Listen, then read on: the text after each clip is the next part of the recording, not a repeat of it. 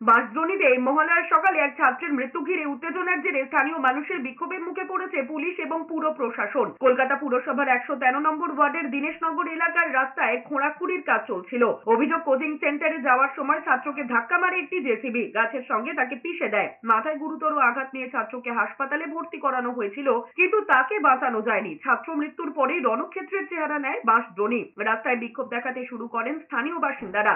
অভিযোগ, দীর্ঘদিন ধরে রাস্তা বেহাল, মেরামত করা হয়নি। তাদের অভিযোগ, প্রথমে ওই জেসিবি রাস্তা সারিয়ে কাজে লাগানো হচ্ছিল বলে দাবি করা হলো, পরে জানা যায় টেস্ট ড্রাইভ চলছিল। জানা গিয়েছে নবম শ্রেণীর ওই ছাত্র সাইকেল নিয়ে পড়তে যাচ্ছিল, পিছন থেকে আসা একটি জেসিবি কে যাওয়ার জন্য রাস্তা ছেড়ে পাশে দাঁড়ায়। দীনেশনগর অটো স্ট্যান্ডের সামনে একটি গাছের গোড়ায় সাইকেল নিয়ে দাঁড়িয়েছিল সে।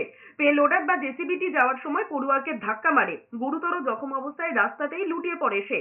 তড়িঘড়ি উদ্ধার করে বেসরকারি হাসপাতালে নিয়ে যাওয়া হলে নবম শ্রেণীর পড়ুয়াকে মৃত বলে ঘোষণা করেন চিকিৎসকেরা। এই ঘটনাকে কেন্দ্র করে উত্তপ্ত হয়ে ওঠে বাঁশদ্রোণী। স্থানীয় বাসিন্দাদের অভিযোগ, গত 15 বছর ধরে বেহাল দশা রাস্তার। কখনো অর্ধেক কাজ হয়, কিন্তু সব টাকা নিয়ে চম্পট দেয় ঠিকাদারেরা।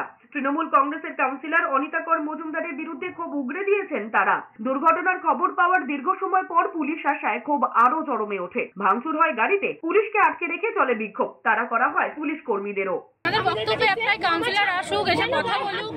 কতদিনের মধ্যে এই রাস্তা কম করলো? 10-12 বছর ধরে এরকম চলছে, কোনো সলিউশন নেই। একটা অটো যদি ফল্টে পড়ে যায়, ঠিক আছে, তো কে দায়টা নেবে? তার দায় কারোরই নয়।